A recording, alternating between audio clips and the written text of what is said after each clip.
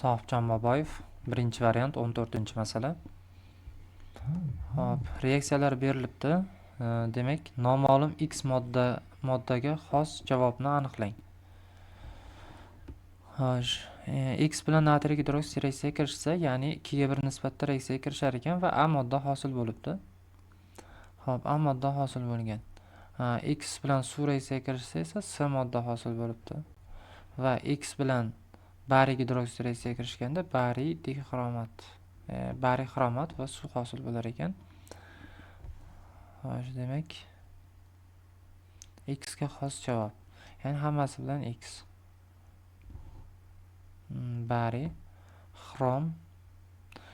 Demak, X tarkibida nima bo'lgan? Xrom bo'lgan.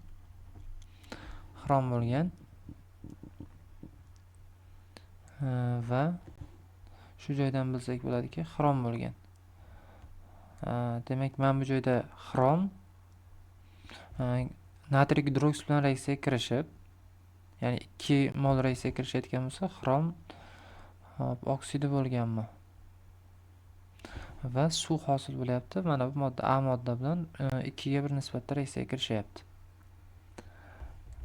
Xrom bo'ladigan bo'lsa,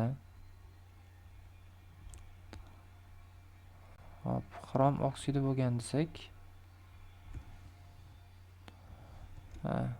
buni oldin ishlagandim, menga xrom 6 oksidi bo'lganda.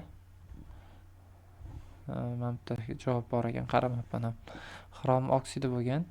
Ya'ni dixromat, men bu joyda xromat kislota hosil bo'lishi uchun xrom 2 oksidi bo'lsa, bundan kislota chiqmaydi. Ya'ni kislotali xromni kislotali oksidi 6 oksidi hisoblanadi. Shuning uchun xrom 3 oksidi bo'lgan bu joyda.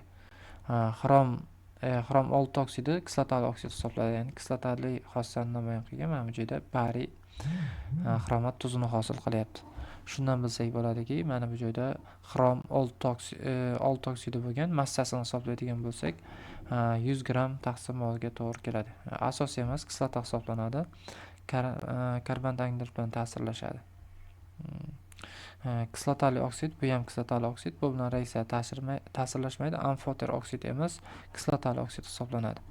Shunda massasi 100 gram, to'g'ri javob A.